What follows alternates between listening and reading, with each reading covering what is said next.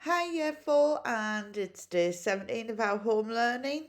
It's Tuesday the 2nd of February 2021. I've added my email there again for you because it's the same people. Come on, I want you all to email me copies of your work, okay? Brilliant. Let's move on. Okay, so early morning work.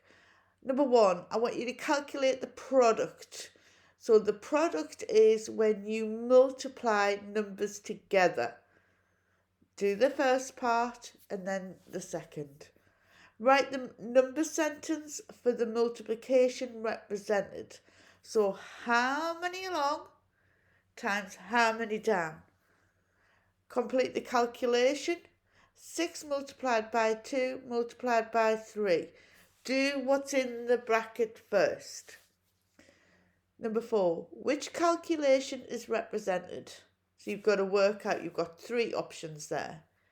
Millie believes the product of 5 multiplied by 6 multiplied by 7 is greater than 100. Is Millie correct? Explain your answer. Then what you have to do is you have to work those out and then you can pause the video now. Okay, so welcome back. So you've done all of your early morning work. Let's go and see how well you have done. Okay, calculate the product. 3 multiplied by 2 multiplied by 5. So 3 2s is 6. 6 times 5 is 30. Write the number sentence for the multiplication represented. So how many along? I counted 11. Multiplied by 2, because there's 2 rows. And that's 22.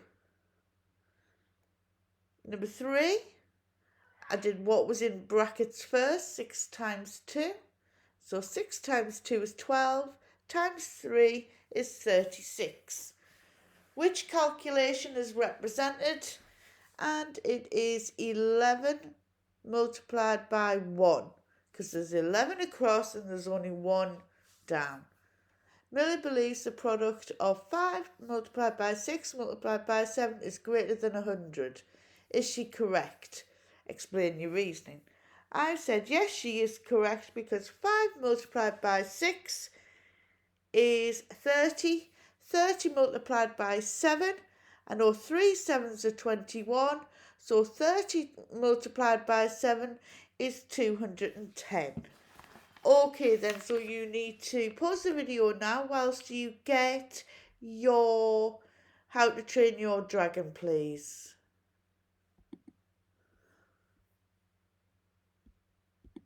Okay, so you have got your copy of How to Train Your Dragon. We're going to read chapter 4, so I'm going to start you off and then you will need to read the rest yourself. Okay, so what I would like you to do is follow me. No, chapter 4, How to Train Your Dragon. Ha! Snotlout was laughing so hard that he hadn't managed to say anything at all. The boys were hanging about the village gates, taking the opportunity to show off the dragons that they had caught. Hiccup had tried to walk through without being noticed, but Snotlout had stopped him. "Let's see what pathetic creature Hiccup has got," said Snotlout, and took off the lid. "Oh, this is brilliant! Look at it," said Snotlout, when he finally got his breath back from laughing. "What is it, Hiccup?" "An ickle brown bunny rabbit with wings, a flower fairy, a fluffy flying frog. Gather around, everyone, and see the magnificent animal that our future leader has caught himself." "Oh, Hiccup, you are useless," crowed Speedy Fist. "You're the son of a chief, for Thor's sake. Why didn't you get one of those new monstrous nightmares with a 6-foot wingspan and the extra extendable claws? They're really mean killers, they are." I have one," grinned Snotlout, gesturing to the terrifying looking flame red animal fast asleep in his basket. I think I shall call her Fireworm. What are you going to call yours, Hiccup? Sweetums? Sugarlips? Babyface? Hiccup's dragon took this particular moment to give a huge yawn, opening his tiny mouth wide to reveal a flickering forked tongue, very pink gums, and absolutely no teeth at all. Snotlout laughed so hard, Dog's Breath had to hold him upright. Toothless, cried Snotlout. Hiccup has found himself the only toothless dragon in the uncivilized world. This is too good. Hiccup the useless and his dragon toothless. Fishlegs leapt to Hiccup's defence. Well, you're not allowed that monstrous nightmare that you've got there, snot-faced Snotlout. Only the son of a chief is allowed a monstrous nightmare. That fireworm dragon is Hiccup's by right. Snotlout's eyes narrowed. He grabbed Fishleg's arm and twisted it viciously behind his back. Nobody's listening to you, you plankton-hearted fish-leg disaster area, sneered Snotlout. Thanks to you and your snivelling, sneezing disability, that whole military operation was nearly a total disaster. When I'm chief of this tribe, the first thing I'm going to do is boot anybody with a pathetic allergy like yours straight out into exile. You're not fit to be a hooligan. Fishlegs went very white in the face, but he still managed to gasp out, But you are not going to be chief of this tribe. Hiccup is going to be chief of this tribe. Snotlout dropped Fishleg's arm and advanced menacingly on Hiccup. Oh, he is he? Jeered Snotlout. So I'm not allowed that monstrous nightmare, am I? Our future leader is keeping very quiet about it, isn't he? Come on, Hiccup. I'm stealing your inheritance. What are you going to do about it then, eh? The boys all looked solemn. Snotlout really had broken an ancient Viking rule. What do you think the word solemn means? It means very sad and quiet. Hiccup should challenge you for the dragon, said Fishleg slowly, and everybody swivelled round to look expectantly at Hiccup. Oh, brilliant, muttered Hiccup under his breath. Thank you, Fishlegs. My day just gets better and better. Snotlout was a great brute of a boy who didn't really need Dog's Breath's help when it came to bashing people up. He wore specially constructed bronze-tipped sandals in order to cause maximum damage when kicking people. Hiccup tried to stay out of this way as much as he possibly could. But he couldn't ignore this insult to his status. Now Fishlegs had helpfully pointed it out without looking like a coward in front of the other boys. And if you become known as a coward in the hooligan tribe, you might as well go the whole hog and wear a pale pink jerkin, take up playing the harp, and change your name to Ermintrude. I challenge you, snot-faced Snotlout, for the dragon Fireworm, who is mine by right, said Hiccup, trying to hide his reluctance by speaking as loudly and formally as he could. I accept your challenge, said Snotlout Superfast, grinning all over his horrid, smug face. Axes or fists? Fists, said Hiccup, because axes were a really bad idea. I shall look forward to showing you how a real future hero fights, said Snotlout, and then he remembered something after the initiation thing on Thursday, though I don't want to stub my toe or anything while I'm kicking you all around the village. Hiccup might win, Fishlegs pointed out. Of course he won't win, boasted Snotlout. Look at my sporting ability, my Viking courage, my capacity for mindless violence. I shall win just as surely as I shall be chief of this tribe one day. I mean, look at my dragon, and then look at his dragon. He pointed mockingly at Toothless. The gods have spoken. It's only a matter of time. In the meantime, Snotlout carried on, I shall live in fear of being gummed to death by Hiccup's terrifying toothless terrapin. And Snotlout sauntered off in a lordly fashion, giving Hiccup a nasty kick on the shins as he did so. Your shins are between your knee and your ankle, right at the front where there's no muscle. Oh, really hurts. Scared. Sorry about the challenge, Fishlegs apologised after they had left the baskets with the dragons in them under their beds at their homes. Oh, don't worry about it, said Hiccup. Somebody would have got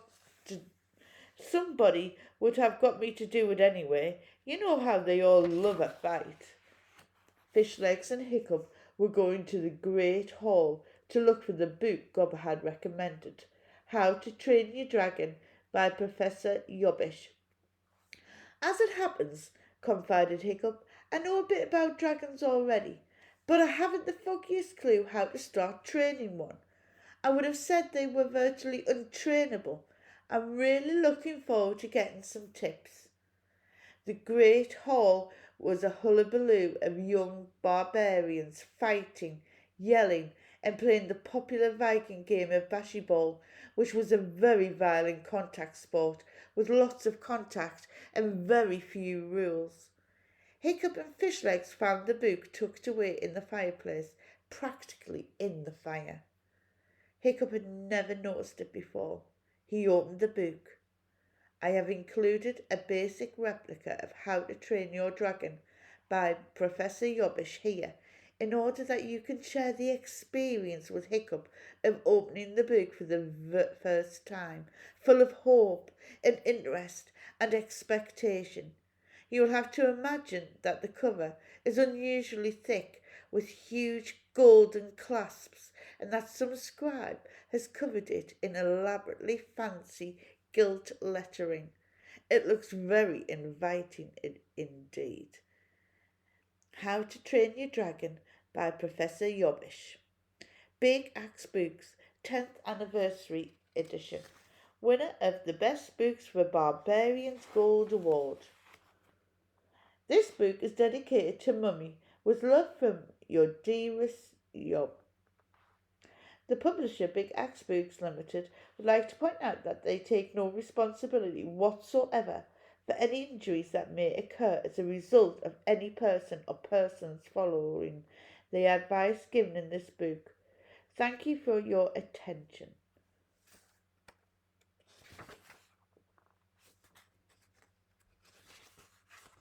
What I would like you to do is read the next couple of pages all by yourself, okay?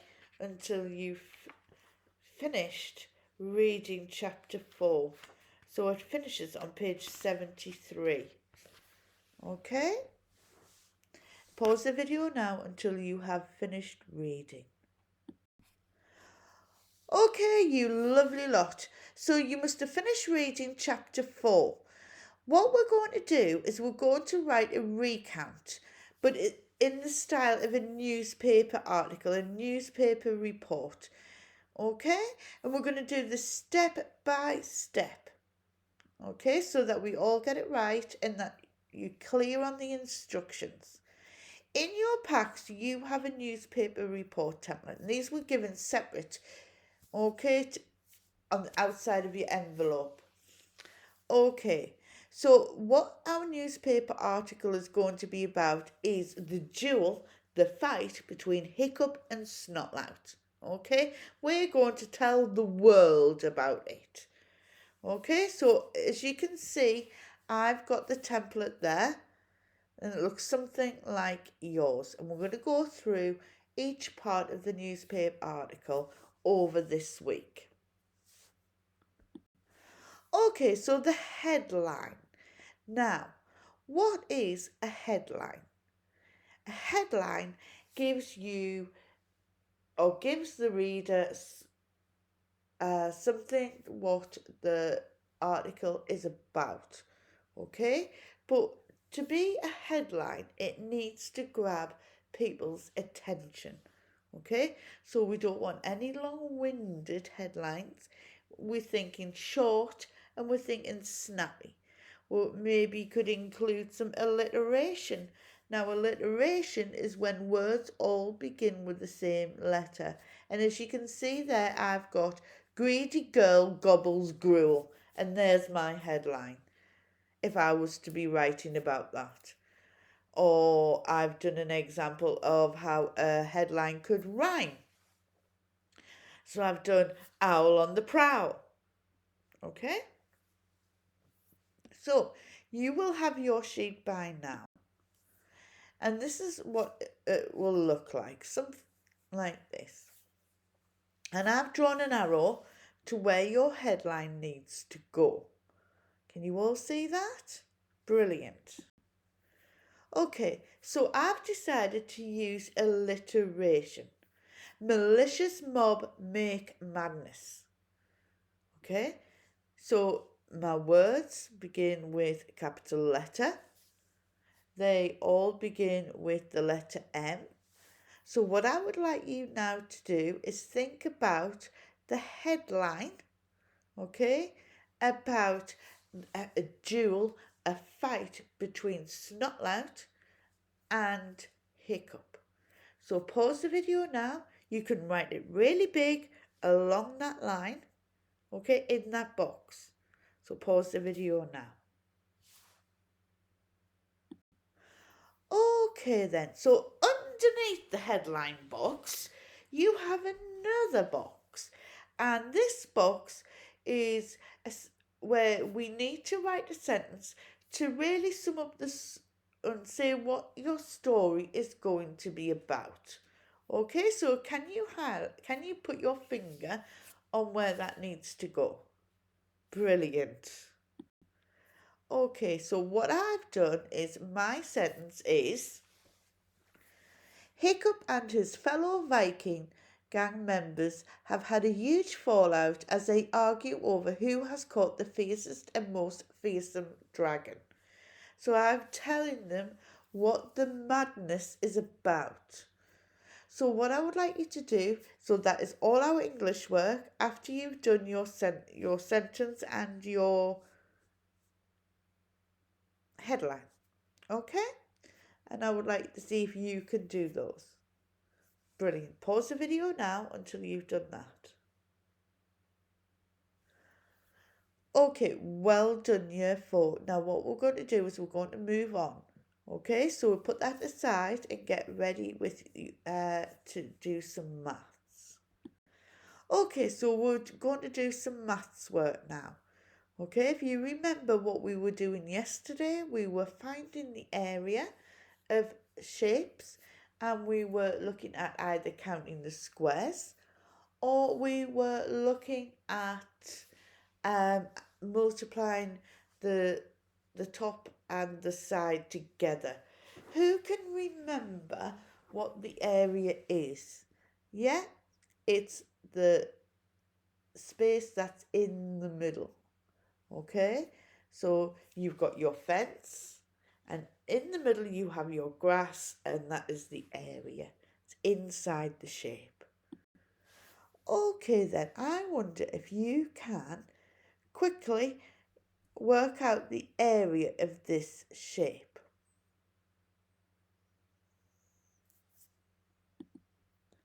How many squares do you think it is?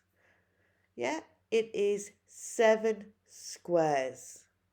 Now, I'm wondering, can you draw on your piece of paper a shape that has an area of 7 squares? Pause the video now whilst you do it.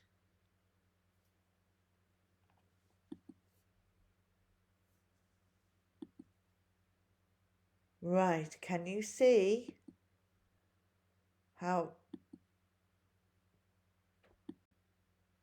Brilliant. Now, can you draw a shape on the grid with an area of 5 squares? So there we have a rectangle, 5 along and 1 down. There we have where we would need to count the squares on that one. Why would we need to count the squares? Because the sides are different lengths. It's not. And then again, we'd need to count the squares on there just to make sure that it is 5. Excellent. Now we've been asked again to draw a shape on the grid with an area of 5 squares. Now, welcome. Can you welcome and say hi to my little friend? My little friend has said that he has drawn a shape with an area of 5 squares.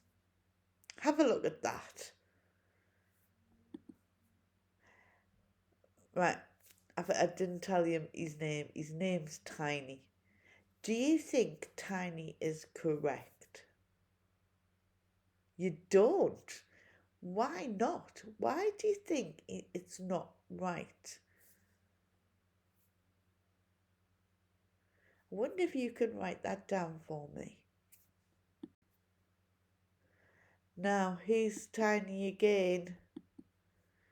He's saying, I've drawn a shape on the grid with an area of 5 squares. Do you think Tiny's correct this time? Write down your answer, see what you think.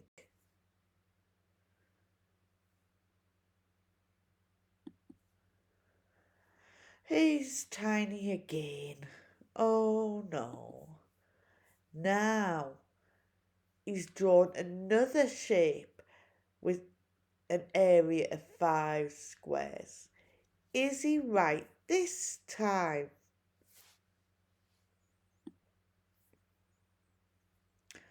Okay.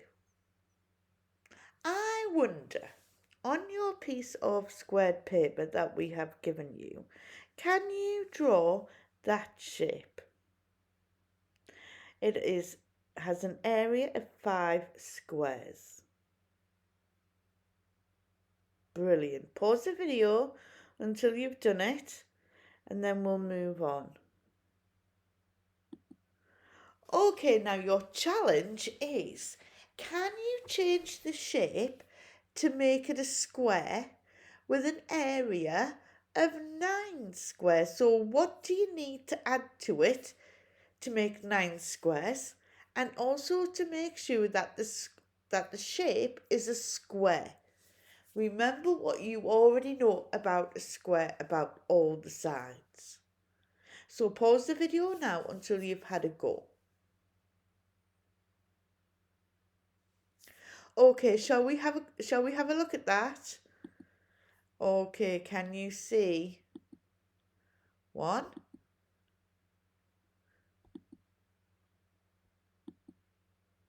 There we go. So you needed to add 4 squares, didn't you? Yeah? And you can see it's 3 squares along and 3 squares down. There's your square. And 3 threes are 9. Okay, for this activity, I would like you to think about rectilinear shapes. Remember, rectilinear shapes are a shape where the sides meet at right angles. Okay, it could be like a castle or something like that. And I would like you to see how many different shapes in different areas you can make using those 7 squares. Remember, the sides have to touch. Okay?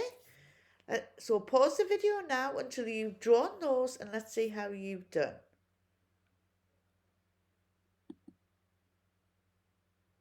So let's see, we've got 7 by 1.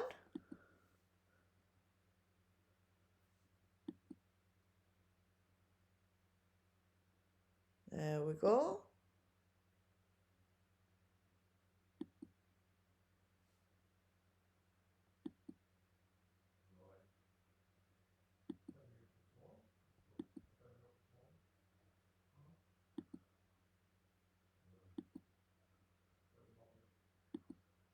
We've got lots of different shapes there.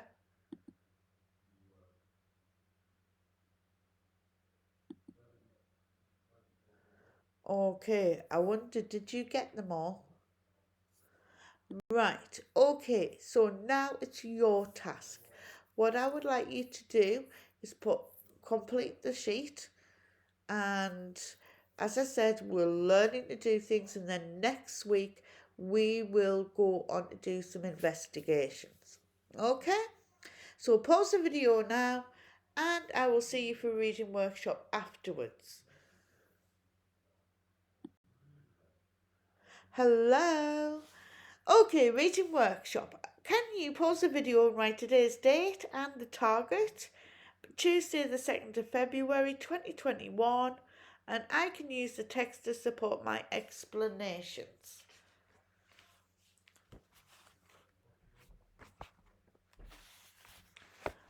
Okay, what we're going to do is we're going to read chapter 3, but before we do, can you pause the video and find the meaning of these words? So we have ransom, cannibals, melancholy, rebuked. What do they all mean?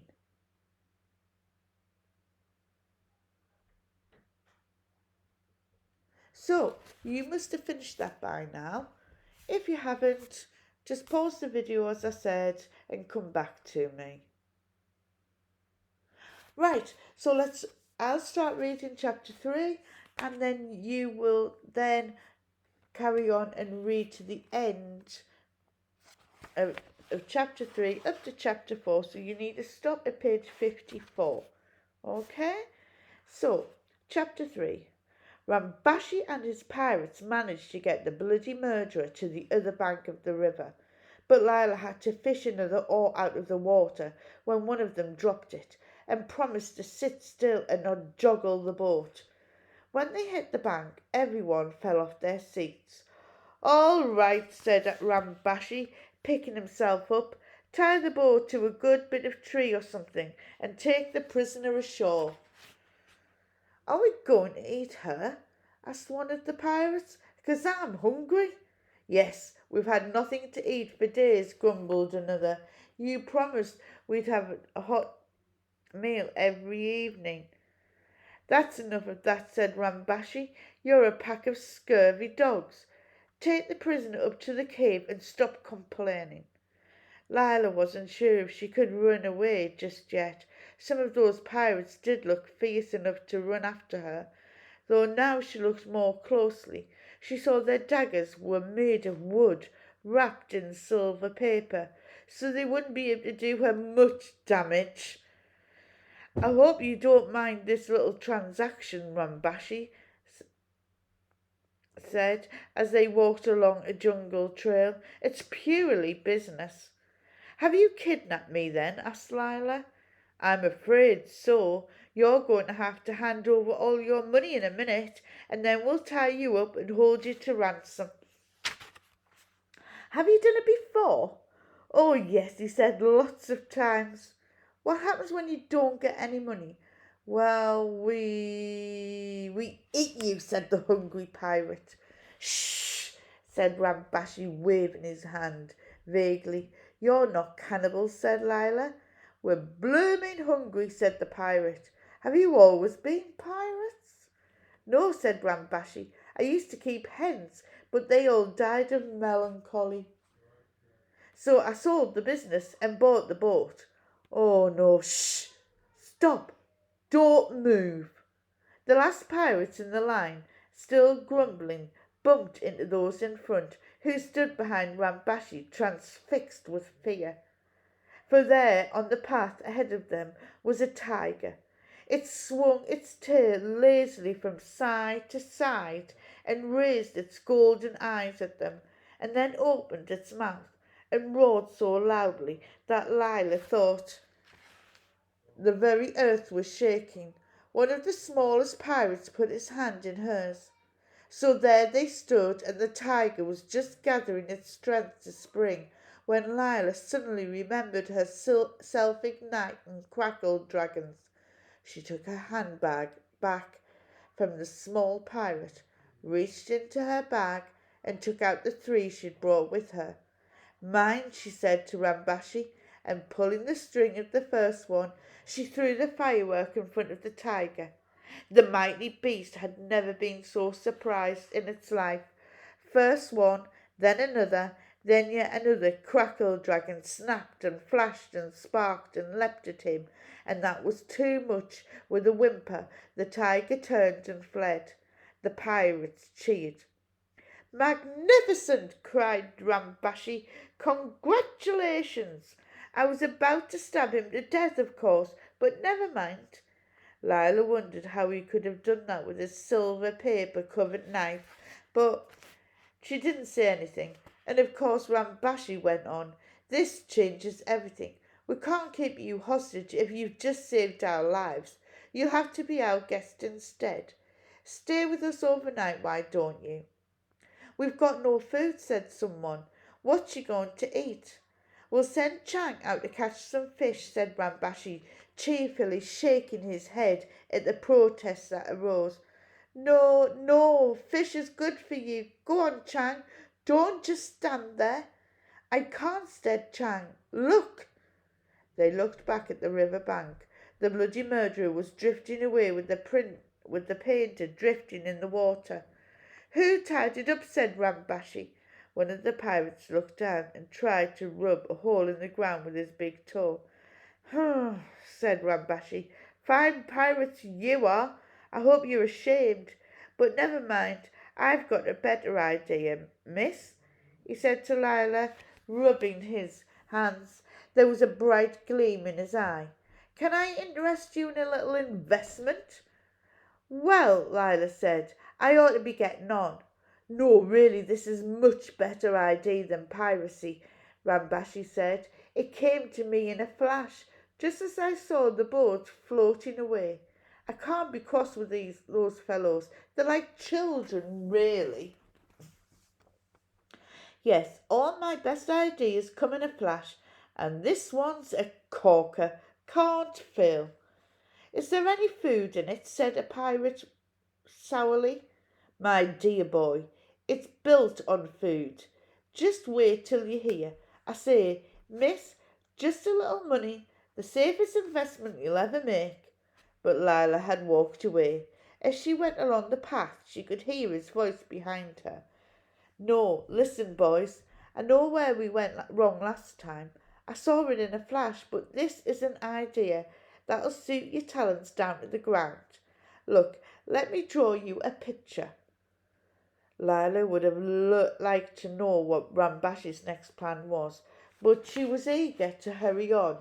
Mount Merapi was smoking and rumbling in the distance. She felt her heart lift when she saw it again, so powerful and dominating. And she thought, "I belong to that mountain, and it belongs to me." And on she went, with no other thoughts in her mind but that, and excitement, putting a spring in her step. Meanwhile, Chelak was getting ready to smuggle Hamlet out of his new home. The master had gone to bed early, groaning, but the slaves were still awake, and Chelak had to distract them. "Now listen," he said to them in the kitchen. "You know you've got to do all you can to please the great white elephant, or else the king'll be cross." They all nodded. "Well, the elephant's a bit restless. He never sleeps well the first night in a new place, so we'll have to play a game of elephant's footsteps to cheer him up. You have to go and hide your eyes in the garden, and when you think you can hear him coming, turn around. He likes playing that. Go on, go and wait in the garden. I'll tell him when you're ready." The slaves all streamed out of the back door, and as soon as they were hiding in the garden with their eyes shut, Chelak unlocked the front door and led Hamlet out of the gate.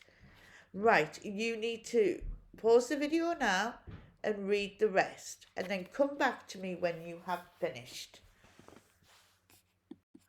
So, your task is that I've given you two statements, and I want you to decide if they are true or false. But I want you to find me evidence in your book, in that chapter, to back up your statement of whether they are true or false. So the first one is the pirates were scary. Do you think the pirates were scary? What makes you think that? What does it say in the book? What makes you think they weren't scary? And then the second one, Hamlet wants to go past the zoo because he likes to see the animals looking sad. Is that true or is it false?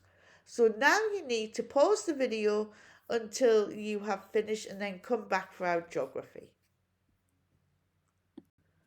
Okay, so we're going to do our geography now. If you can remember yesterday, we looked at climate. Can you remember what climate is? And what did you do? If you can just have a little think about that. So we talked about the climate zones, and climate being that it is what the weather is like over a long period of time. So we said the weather was very short term, whereas the climate was long term. And you had your map and you had to colour in the map according to the different climate zones. So, how would you describe the polar climate zone? What can you see there? Right. So the polar climate zone have temperatures which are usually below freezing, which is 0 degrees, and can reach, are you listening to this, minus 60 degrees Celsius in winter. Polar areas are usually covered by snow and ice throughout the year. What kind of animal do you think lives in the polar climate zone? Have a think. So now we have the temperate climate zone. How would you describe a temperate? What can you see? Yeah? Temperate climates vary greatly at different times of year, and they have 4 distinct seasons. So you have your spring, your summer, your autumn, and your winter. Can you remember a country that is in the temperate climate zone? Yeah, the UK. You can have a look at the map that you did yesterday. Then we have the Mediterranean climate zone. What do you think? How would you best describe that? So the Mediterranean climates have long, warm, dry summers and wet winters. A bit like Spain and France and Italy. The arid climate zone. Arid climates lack natural water sources with little rainfall. They are very dry and hot. So where do you think the arid climate zone, or what country would be in the arid climate zone? Or maybe a desert? They don't have their own water sources. Then we have a tropical climate zone. So how would you describe that one? They have high temperature, rainfall and humidity all year. So some areas may have a wet and a dry season. So you can have a think about the Amazon rainforest. And then we have the mountain climate zone. And the mountains have a different climate to their surrounding areas. The temperature on mountains becomes colder the higher the altitude gets. So the higher you go up on the mountain, the colder it gets. So at the bottom of the mountain it could be really hot, but right at the top you could have snow. What I would like you to do now is I would like you to have a look at the World Climate Zones, and I would like you to complete the climate zone card sorting activity. And for each of the following climate zones, match the correct photograph with the climate description and the climate graph. Okay, so what you should be able to match the graph to the description and the photograph. Okay, so have a go. Then when you have finished that, I would like you to write on your map that you coloured yesterday a short description in each of those boxes about the different climate zones. So you need to pause the video now until you are finished and then come back to me. Okay, so your last task of the day. Have a look on the Wellbeing channel on YouTube and have a go at one of the activities. I'd like to say thank you so much for all of your hard work. I do not want to be coming around next week with work that is unfinished, so please make sure that it is finished, please. Okay? And tomorrow, to cheer us all up, I'm going to begin our session with a joke. So I'll see you tomorrow. Bye.